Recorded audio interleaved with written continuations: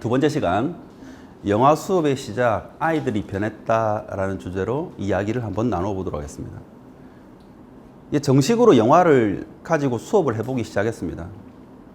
아무도 영화를 가지고 수업을 해본 적이 없었기 때문에 어떻게 해야 될지 방법은 저도 몰랐어요. 막상 수업을 해보려고 하니까 너무 힘든 거예요. 그렇지만 그걸 놓칠 수가 없었던 이유가 있습니다. 첫 번째는 수업할 때와는 다른 아이들의 표현이 있는 겁니다. 영화 수업을 통해서 표현력이 늘어났다는 건 굉장히 중요한 의미를 가지는데요. 아이들이 영화 속의 주인공을 보고 자신의 삶을 비교하는 겁니다. 이렇게. 이건 매우 중요했던 사실이거든요.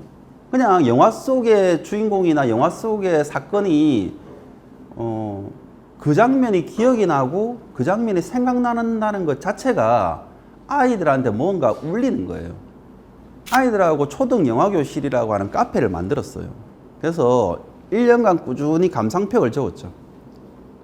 근데 초등 영화교실은 사실 아이들을 위해서 만들어 놓은 건 아니었습니다. 앞서 말씀드렸듯이 제가 자꾸 까먹는 거예요. 무슨 영화를 봤는지, 어떤 수업을 했는지 까먹어서 제가 영화 감상평을 적기 위한 개인 서재를 만들었습니다. 그 안에는 150편 이상의 영화들이 다 탑재되어 있고 제가 봤던 영화 수업에 했던 모든 장면들이 탑재되어 있지만 실제로는 아이들이 1년 동안의 감상평을 그곳에 탑재하고 있는 거죠. 그래서 제가 아이들이 3월 달에 만나면 아이디를 이렇게 만들어주고 제일 먼저 하는 일이 이겁니다. 작년에 썼던 감상평을 읽어보게 합니다. 3월 달에 처음 쓴 것하고 해가 바뀐 2월 달에 쓴 것하고 그러면 이구동성으로 하는 말이 이것이 작년에 선배들이 쓴 거예요? 와. 그래서 아이들한테 이 말을 꼭 해줍니다. 너희들이 했던 그 말은 작년 선배들도 똑같은 말을 했다고. 그래서 일관성 있게 뭔가 꾸준히 써보다 보면 너희들도 저렇게 된다고 얘기해 줍니다. 그래서 아이들 스스로 작문 실력에 놀라게 됩니다. 저는 일관성 있게 무언가 활동을 하는 그 자체에 중심을 두거든요. 그래서 여러 개를 다양하게 하는 것, 역시 경험을 늘린다는 측면에서 나쁘진 않습니다. 그러나 교사와 아이들이 1년간 핵심적으로 해야 될 무언가는 함께 꾸준히 일관성 있게 해볼 필요가 있다고 봅니다. 사실 영화에 대한 얘기를 글로 옮기는 건 아이들이 자기의 삶을 옮기는 것 같아요. 뭔가 쓰는 거에 대한 가치는 잘 몰랐어요. 저는 아이들하고 뭐가 재밌었니? 왜 재밌었니? 너는 어떻게 생각하는데? 이런 얘기만 하고 싶었는데 아이들이 어느 순간에 욕심이 생기는 거예요. 그 발표를 좀 잘하고 싶다는 욕심. 발표를 잘하고 싶다면 정리를 좀 해야 되지 않겠냐고. 그래서 작문을 하고 발표를 하는 게 아니었고 발표를 하다 보니까 저도 좀 필요하고 아이들도 좀 필요한 거예요. 그래서 작문의 시간을 좀 준 겁니다. 그렇게 줬기 때문에 사실 틀이 없었어요. 처음에는 백지. A4 용지를 줬습니다. 아무것도 없는 거. 아무것도 없는 걸 주니까 아이들이 당황하기 시작했습니다. 모든 교사들은 백지를 주지 않더라고요. 뭔가 틀을 만들고 거기다가 꽃밭도 만들고 거기다가 아이콘도 넣고 뭔가 예쁘게 만드는데 저는 게으른 교사이기 때문에 백지만 주는 거예요. 그래서 백지를 주니까 아이들은 처음에 굉장히 당황스러워했고 어떻게 해야 될 줄 몰랐습니다. 그건 아이들 스스로도 마찬가지였어요. 깨끗한 틀이 있으면 채워 넣기만 해도 뭔가 좀 괜찮은 것처럼 보입니다. 그러나 백지를 주면 일단은 글씨가 꼬불꼬불해지고요. 이게 기하학적으로 뭔가 완성이 됩니다. 자기들이 봐도 이상한 거예요. 그러나 작문의 목적은 발표를 잘하는 것이라고 담임선생님이 우기니까 어쩔 수 없이 하긴 합니다. 그래서 이렇게 백지를 줬을 때 의도하지 않았는데 길러진 것들이 있어요. 이게 불확실하고 체계가 없는 것에 대해서 아이들이 뭐 이렇게 체계를 잡아가는 것. 네, 체계를 잡아가는 것. 그래서 다음에 이제 구체적으로 말씀드리겠지만 뭐 줄거리 쓰기, 뭐 인상적인 장면 쓰기, 만약 나라면의 장면 쓰기 같이 지금은 체계화된 것이 그때는 체계화되지 않은 상태에서 그냥 어떤 장면이 가장 인상적이었는지를 써보는 거죠. 근데 이걸 쓰려고 하니까 애들은 줄거리에 집착하거든요. 줄거리에 집착하니까 그거 허용해줬습니다. 줄거리는 잔뜩 쓰고 뒤쪽까지 쓰고 그 뒤에 인상적인 장면 한 줄 딱 쓰죠? 그럼 그거 안 읽어주는 거예요. 줄거리 많이 쓴 거는. 인상적인 장면은 그냥 점프해서 줄거리는 점프해서 넘어가고 인상적인 장면에서 어떤 게 인상적이었는지 그걸 피드백 해주고 만약 나라면 뭐 할 건지에 대해서 피드백 해주고 하다 보니까 아이들은 인상적인 장면과 만약 나라면 어떻게 할 것인가에 대한 발표의 욕망을 가지기 시작합니다. 그래서 그 욕망이 의사소통 능력으로 이렇게 변하기 시작했습니다. 의사소통 능력이라는 건 특별한 게 아니었어요. 수업 시간에 좋은 영화를 봤으면 자연스럽게 그거에 대한 얘기를 합니다. 자기가 어떻게 봤는지. 그래서 좋은 영화를 봤으면 자기 얘기를 하고 싶어 합니다. 그런데 해본 적이 없는 거예요. 욕망은 넘치는데 말을 하려고 하니까 할 말이 없는 거죠. 그러면 일단은 잘 들어야 됩니다. 누구 얘기부터 들어야 되느냐? 이 영화를 소개시켜 주었던 선생님의 얘기부터 일단 들어야 됩니다. 이거 안 들으면 기본 밑바탕이 없는 거니까. 선생님이 말하는 줄거리에 대해서 선생님이 왜 이 영화를 가져왔는지 그리고 이걸 보면서 어떤 것을 좀 같이 봤으면 좋겠는지 그 세세한 것들을 귀담아 들으면 자기 차례가 돌아왔을 때 발표거리가 생기는 거죠. 그러니까 말을 잘하기 위해서는 역설적으로 다른 사람의 말을 잘 들어야 한다는 상황에 직면한 겁니다. 이게 역설이었어요. 말은 잘하고 싶은데 잘하려고 하니까 다른 사람의 말을 들어야 된다. 특히 3학년 이상 4학년으로 넘어가면 특이한 현상을 발견하게 됩니다. 3학년까지는요. 행위하는 그 자체가 좋은 거예요. 그래서 이거 한번 말해볼 사람 저요. 이런 사람은 일단 잘함을 줍니다. 발표 내용과 상관없이. 그러나 4학년부터는 보다 추상적인 내용이 나오고 보다 고차원적인 내용이 나오다 보니 아이들이 뭔가 근접한 해답에 비슷한 것을 말해야 좋은 발표라고 생각하더라고요. 그러니 그것이 5, 6학년이 되면 발표 자체를 안 하는 겁니다. 발표 자체를 안 하는데 하고 싶은 욕망은 생겼어요. 왜냐? 영화를 보고 무언가를 말한다는 건 정답이 없으니까. 정답이 없는 상황에서 똑같은 조건에서 얘기해 볼 수 있는 기회가 생겼고 이것이 좋은 발표인지 이것이 괜찮은 발표인지는 그 수업을 한 아이들과 선생님의 느낌으로 결정되는 거잖아요. 그러니까 기본은 이겁니다. 영화 보고 수다를 떠는 것을 수업의 폼으로 잡는 겁니다. 그러면 말 잘하기 위해서는 다른 사람의 말도 잘 들어야지만 기본적으로 영화를 잘 봐야 되는 거예요. 영화를 잘 봐야 영화 속에서 어떤 장면이든지 말해서 얘기할 수 있는 그런 기회도 생기고 그런 장도 마련되는 겁니다. 당연하게 관찰력과 집중력은 늘어나게 되어 있습니다. 그러나 영화를 실제 아이들과 보다 보면 상영 시간이 상당히 길지 않습니까? 그렇기 때문에 영화 초반부터 끝까지 밀도 있게 집중하기는 사실 어려워요. 그러나 중반부가 넘어갈 때까지 잘만 인도해 준다면 그부터는 영화가 아이들을 끌고 갑니다. 그러니까 전략을 이렇게 세는 거예요. 그 전반부를 어떻게 아이들이 관심을 놓치지 않고 끌고 가는가. 그래서 이거는 저만 고민하는 게 아니었어요. 모든 영화 감독들은 고민합니다. 중반부까지 어떻게 끌고 갈 것인가. 그래서 초반에 임팩트 있는 장면이 나오기도 하고 복선이 나오기도 하고 장치를 여러 개 연결해 둡니다. 그런 아이들은 이 장치를 잘 모르고 넘어가죠. 그럼 그 장치에 대해서 설명하는 겁니다. 우리는 영화 보기 전에 누군가가 줄거리를 얘기해 주면 화를 내죠. 아이들은 반대인 거죠. 줄거리를 좀 더 자세하게 얘기해 주는 것이 중반부까지 넘어가는데 안내가 되는 겁니다. 그래서 이렇게 관찰력과 집중력이 생기면 두 번째 문제에 또 봉착하게 된 겁니다. 이제는 정리가 됐어요, 이제. 그리고 말할 거리도 생겼습니다. 근데 말할 거리가 생기고 그것이 차여지면 조리 있게 말해야 되거든요. 아이들 발표할 거는 생겼는데 이게 많아가지고 정리가 안 되는 경우가 많지 않습니까? 그러면 말이 꼬여요. 보는 사람도 안타깝고 하는 사람도 안타깝습니다. 그럼 다음 기회로 돌리긴 합니다. 그러니까 조리 있게 말을 해야 다른 아이들이 잘 듣는다고 하는 사실에 또 직면합니다.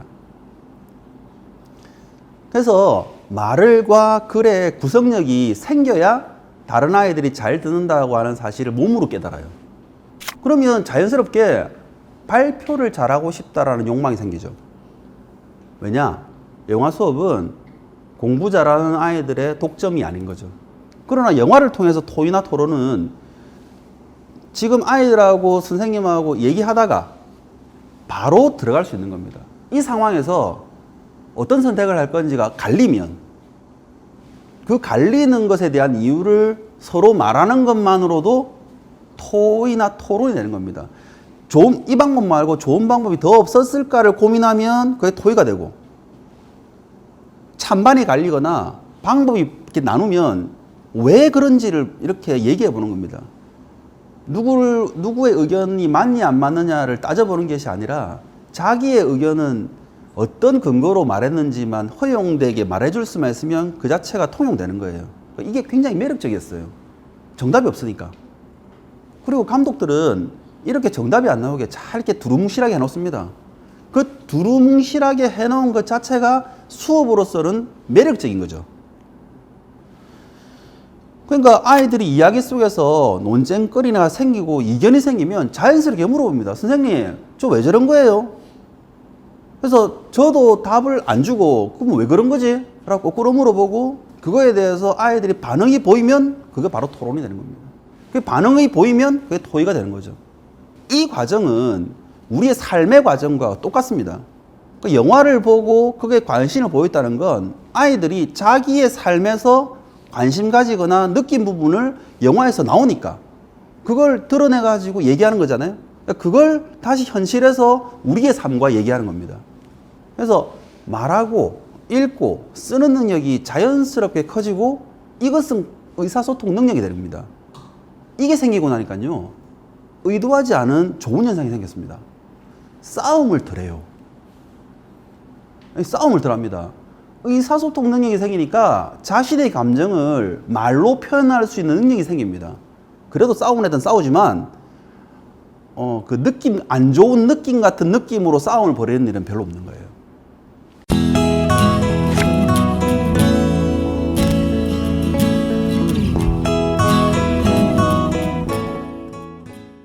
그 더 놀라운 사실은요, 제가 말씀드렸죠? 제가 이렇게 굉장히 자세하고 똑부러지게 수업을 하지 않는데 수업에 대한 이해도가 늘어났습니다. 영화를 본다는 것 자체가 독해잖아요. 읽는 거니까. 상황을 읽고 이해하는 것 자체가 이해력과 독해력이 늘어나고 그것을 발표할 수 있는 의사소통이 늘어나니까 수업의 이해도도 늘어납니다. 그래서 복잡하게 설명하거나 그걸 풀어서 설명하지 않아도 단어 하나, 상황 하나만으로 이 전체 지문이 이해될 수 있는 수준까지 올라가는 거예요. 그러니까 교과서 지문을 읽을 때, 특히 문학 부분을 읽을 때나 시나 문학 부분을 읽을 때 효과가 있습니다. 근데 의외로 설명문과 논설문도 영화 수업을 하고 나면 아이들이 굉장히 파악 잘합니다. 영화도 마찬가지로 내러티브가 기승전결로 구성되어 있기 때문에 논설문이나 설명문은 오히려 이 단락이 잘 나누어져 있어서 그것을 이해하기가 훨씬 쉬워요. 그러니까 이런 효과는 수업할 때 차쌤은 목표에 가서 집중해서 하고 그 다음에 그 목표에 집중해서 설명을 합니다. 그럼 짧은 시간 안에 이 목표로 접근하는 겁니다. 그래서 저는 아이들이 이 목표를 이해하면 수업의 완성이 되었다고 생각하기 때문에 다른 활동들은, 연습할 수 있는 활동들은 과제로 내거나 아이들하고 다른 활동들을 하고 시간을 모으기 시작했습니다. 모으기 시작한 것, 영화를 보기 위해서 저는 수업 시간을 모았는데 아이들은 수업의 이해도가 점점점 높아지는 거예요. 만약에 이런 생각을 해봅니다. 아이들의 수업이 이해가 안 됐는데 제가 영화 수업을 했을까? 그러진 않았을 것 같아요. 그건 최소한의 양심이었을 것 같습니다. 그래서 영화 수업, 저는 영화 수업을 하기 위해서 진도를 빨리 나갔고, 진도를 빨리 나가는 것이 아이들이 영화를 보기 위한 욕심 때문에 했다고 생각하지만, 지금 생각해보니 저도 아이들도 영화를 보려는 욕망으로부터 시작했지만 그 욕망 안에는 자발성이라는 게 들어간 거예요. 이 자발성이 들어가서 아이들하고 수업의 밀도가 높아졌다는 생각이 듭니다. 이게 공부가 쉬워졌다는 말은 아까 말씀드렸듯이 영화를 보면서 의사소통 능력이 생기고, 그 다음에 자기 표현도 생기고, 그리고 전체적으로 이해력과 독해력이 늘어나고, 그러다 보니 담임이 핵심에 근접해서 얘기를 해줘도 그것이 무슨 의미인지를 파악합니다. 만약에 파악 못할 수도 있습니다. 못할 수 있으면 앞뒤의 맥락을 연결해 보는 겁니다. 영화는 앞뒤의 맥락을 연결해서 파편화된 기억들을 연결하는 과정이 필요하거든요. 근데 혼자는 잘 안 돼요. 아이, 그때 그 장면이 있었잖아. 놓친 장면이 다른 아이들이 얘기해주면 그 파편이 연결됩니다. 저는 의도하지 않았는데 그게 수업이었던 거예요. 대신에 아이들은 흥미를 가지고 능동적으로 참여하게 되죠.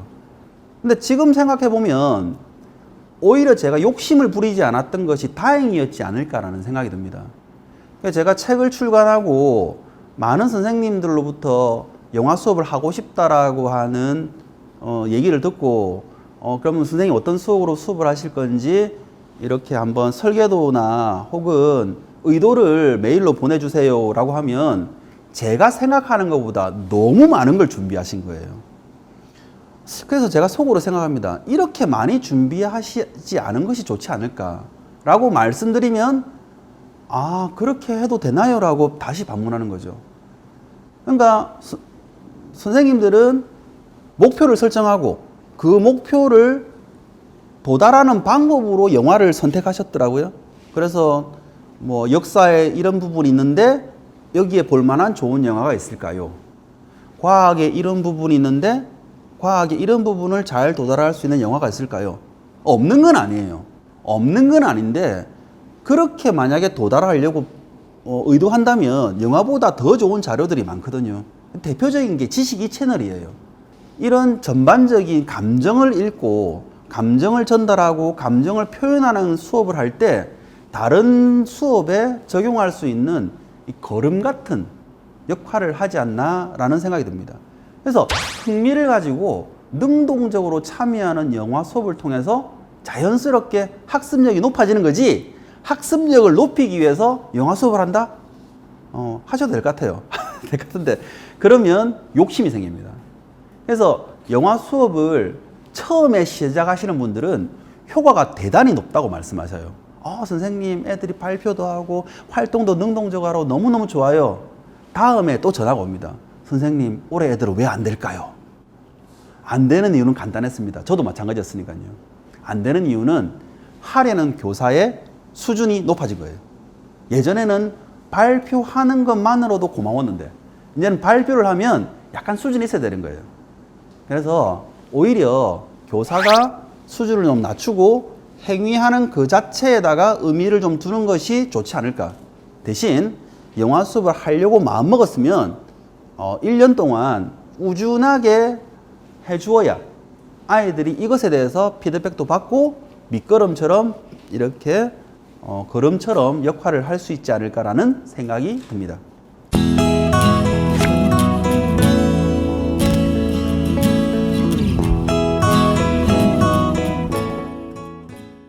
말씀드렸습니다. 영화 보는 것은 감정을 전달하는 것입니다. 그래서 네 번째, 타인의 삶을 돌아보며 나를 돌아보고 그리고 친구를 이해하기 시작합니다. 우리가 영화를 본다는 건 조금 더 낮추어서 보면 다른 사람의 삶을 훔쳐보는 거예요. 영화 속의 얘기를 한다는 것은 타인의 삶을 이야기하는데 자기의 삶을 얘기하는 복화술과 같아요. 너 뭐가 잘못했는지 네 잘못한 거 다 얘기해봐. 절대 말하지 않습니다. 근데 이 친구가 뭐 잘못했는지 나한테만 얘기해 줄래? 얘기 싹 다 해요. 나의 삶을 얘기하고 싶진 않아요. 그러나 타인의 삶이 잘 되었는지 못 되었는지는 너무나 정확하게 얘기해냅니다. 그걸 영화 속의 주인공의 삶에서 자기의 삶을 돌아보게끔 이렇게 안내해 주는 겁니다. 그는 욕망했고 그는 불안했습니다. 아이도 나는 욕망하고 나는 불안합니다. 욕망해서 성공하면 우월감이 생기고 불안했을 때는 열등감이 생기죠. 영화 속의 주인공은 정확하게 그 열등감과 불안감이 어떻게 되는지 보여주는 거고, 나랑 안 다르네. 나랑 다르지 않네라는 감정이 들었을 때 내 삶을 돌아보는 겁니다. 타인이 나를 어떻게 볼까를 고민하다 보면 자기의 삶을 보지 않듯이 영화 속의 주인공도 내 삶과 다르지 않다는 사실을 알면 비로소 내 삶을 돌아보는 거예요. 다르지 않다는 겁니다. 그리고 나만 하는 고민은 아니에요. 영화 속의 주인공도 고민하고 그걸 지켜보는 나도 고민하고 그건 평소에 나도 고민했던 것. 특별한 고민 아닙니다. 친구들하고 잘 사귈 수 있는 방법, 사랑받을 수 있는 방법, 좋은 친구 만나게 하는 방법. 그런 것들은 나만 고민하는 게 아니라 영화 속의 주인공들도 고민하거든요. 형제 간에 잘 지내는 방법, 자매 간에 잘 지내는 방법, 부모님과 관계를 좋게 하는 방법. 사실 많은 종류의 영화들이 그런 것들과 연관되어 있습니다. 그래서 이런 고민들이 발표와 경청을 통해서 남과 같이 고민과 불안이 있다는 사실을 아는 것, 이것이 타인의 삶을 보고 나를 돌아보고 친구를 이해하는데 조금 도움을 줍니다. 그러면 제일 처음 느끼는 감정이 이겁니다. 안도감. 나만 그런 게 아니었어. 주인공이 고민하는 것이 특히 사랑에 대한 장면 나올 때 그 고백을 못 해가지고 정말 안다라는 그 장면을 보고 나만 그런 게 아니었다 라는 안도감이 생기면서 다음 드는 감정이 있습니다. 뭔지 아십니까? 안도감이 들고 나면 다음 드는 감정이 있어요. 측은함이 듭니다. 아이고, 좋아한다고 말을 하지. 왜 주변을 돌아다니냐고. 말을 하라고. 측은함이 생깁니다. 이건 단순하게 그가 불쌍하다는 느낌이 아니에요. 이게 중요합니다. 영화 속의 주인공이 저거는 불쌍하다고 느끼는 동정심이 아니라 같은 느낌을 공유하는데 나도 못했지만 쟤는 더 못하네 라고 하는 그 약간 이상한 느낌의 불쌍함인 거예요. 그래서 나도 좀 자존감이 낮거나 불안정해서 내가 자존심만 이렇게 세우고 표현을 잘 못했지만 영화 속의 주인공은 나보다 더하니까 그 더한 앞에서는 내 얘기도 조금 할 수 있는 겁니다. 근데 나만 그런 줄 알았는데 옆에는 더한 거예요. 영화라고 하는 것의 주인공은 단편적인 삶이나 단순한 삶을 살지 않죠. 복합적인 삶을 삽니다. 그가 악당이었지만 자기 가족들에게는 충실한 사람일 수도 있고, 그가 선한 사람이라고 보여지지만 뒤에서는 뇌물을 받을 수 있습니다. 이런 복잡한 캐릭터가 사실은 우리의 삶이고 이렇게 정형화되지 않는 삶이기 때문에 그가 아픈 장면이 나옵니다. 그의 마음이 아픈 장면은 우리는 관음을 통해서 이렇게 쳐다보고 나면 상대가 아프다는 사실을 알면 상대의 상처를 어루만져 줄 수 있는 준비를 하는 겁니다. 가상의 대상에게 상처를 어루만져 주는 건 할 수 있어요. 그런데 그것이 현실의 대상에게. 아이들은 약자에게 관대합니다. 약자가 약자라고 인정하면 다리가 부러져 가지고 목발을 짚고 온 거예요. 근데 아이들은 급식소에서 누가 먼저 가느냐, 이 줄이 먼저 가느냐, 이 줄이 먼저 가느냐에 정말 목숨을 걸고 하는데, 다리를 다친 애가 급식소 가서 자리에 앉아 있으면 그 아이에게 먼저 식판에다 밥을 건네주는 것이 불공정하지 않다고 생각합니다. 그것은 그 아이가 약자이기 때문이라고 생각하죠. 그러나 자존감만 놓고 자존심만 이렇게 세우는 아이가, 자기가 감추고 싶은 것이 있어서 자존심만 세우는 아이, 못한다고 말하지 않는 아이, 그런 아이는 교사는 보고 제가 아픔이 있어서 저렇게 하겠거니라고 말하지만 아이들은 약자라고 생각 안 하거든요. 오히려 더 그 아이가 배려받는 것에 대해서 불공정하다고 생각합니다. 그래서 한 번씩 담임교사가 마음이 다친 아이나 다쳤음에도 불구하고 자존심을 세우는 아이를 변호해 주거나 따로 이렇게 위로해 주기가 어려운 이유가 여기에 있습니다. 위로해 줘버리면 우리 선생님은 불공평한 사람이라고 아이들이 인식을 합니다. 그러나 영화에서는 좀 다르거든요. 그러니까 아이가 자기 약한 모습을 보여줘야 복화술이지만 타인의 삶을 얘기하는데 그게 자기 얘기인 줄 알아요. 그러면 그걸 교사가 어떤 식으로든지 언급해주면 느낌이 오는 겁니다. 아, 제가 그래서 아팠구나 라는 느낌이 들 때 관계 형성에서도 뭔가 도움이 되는 겁니다. 그러면 다른 사람 물어봐요. 그럼 영화 수업을 해서 뭐가 그렇게 교육적으로 효과가 높으냐? 제가 여기에 보고서를 만약에 100쪽을 넘게 쓴다고 해도 그건 받아들여지지 않을 거라고 봐요. 그런데 저는 한마디로 얘기합니다. 어떤 교육적 효과가 있느냐? 눈빛이 다릅니다.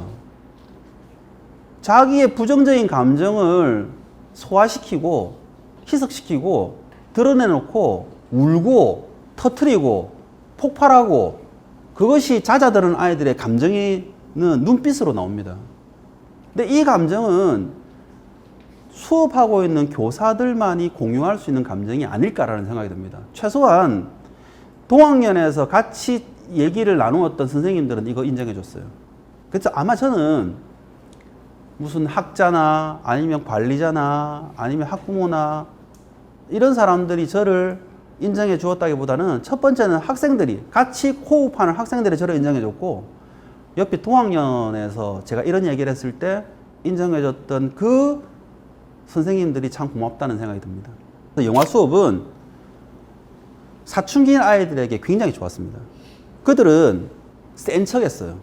그러나 불만이 있는데 이 불만을 어디로 몰아내야 될지 방법조차 모르고 그냥 감정만 터져 있는 거예요. 그걸 쏟아부을 것이 없어서 막 방황하는데 영화 수업이란 것은 속마음을 열어주는 공간이 되는 겁니다. 그러면 이런 한 번씩은 감정을 분출하고 혹은 배설합니다. 그러나 수업 시간에 감정을 분출하고 배설한다고 해서 아이들이 욕을 하거나 하진 않아요. 예. 그러니까 그 욕설을 할 때 욕설을 하면 안 된다는 걸 알기 때문에 그 욕설 대신에 다른 말을 못 찾아가지고 얼굴을 벌게는 애도 있어요. 벌게지는. 하지만 무슨 말을 하든지 용서가 된다라고 하는 이게 공감의 장이 형성되죠. 그래서 고민의 방법을 직접 알려주지 않아도 됩니다. 첫 번째는요, 영화가 해결해줘요. 영화의 주인공들이 용기는 직면하는 것이다. 사랑은 표현하는 것이다. 이런 것들은 그 메시지가 전달됩니다. 그러니까 억지로 말을 안 해줘도 되는 거예요. 그리고 그건 다시 아이들의 언어로 바꾸는 거예요. 야, 니 고백해라. 그런 아이들의 언어로 다시 돌아가면서 해결법을 찾는 거죠. 그러면 교사는 어떤 역할을 하느냐? 그걸 도와주는 조력자입니다. 근데 조력은 그냥 해주는 게 아니에요. 아이들이 보기에는 정말 담임 선생님이 대마왕인 거예요. 이렇게 물어봅니다. 다 알고 있어요. 왜 그렇게 생각해? 너라면 어떻게 했을 건데?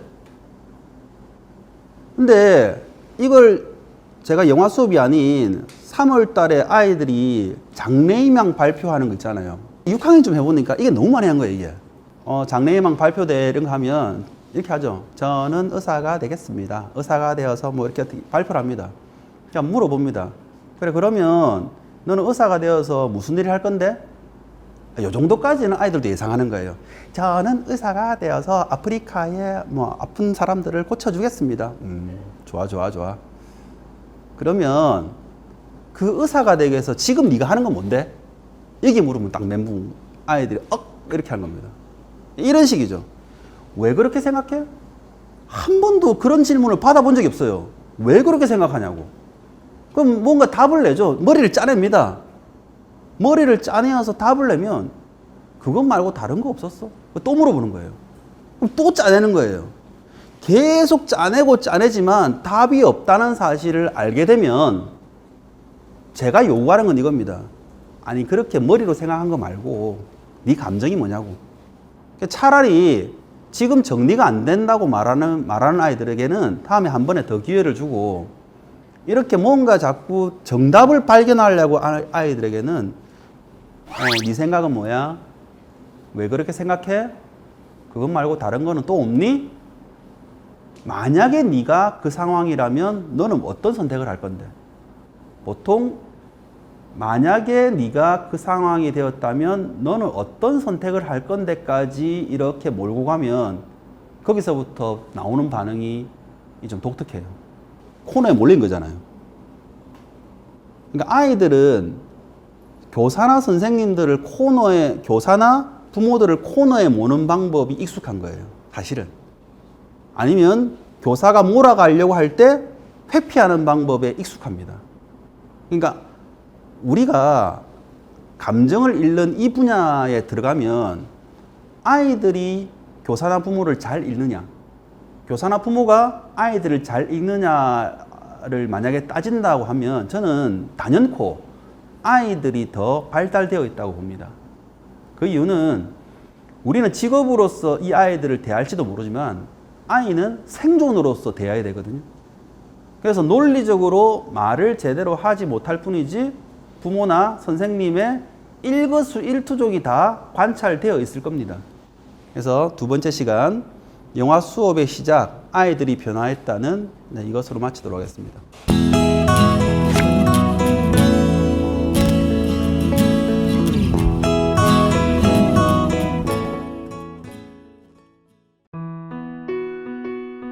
이번 차시를 마치며 차승민 선생님이 전하고 싶은 이야기를 다시 한번 살펴보고 다운로드 메뉴를 통해 퀴즈를 확인해 보세요.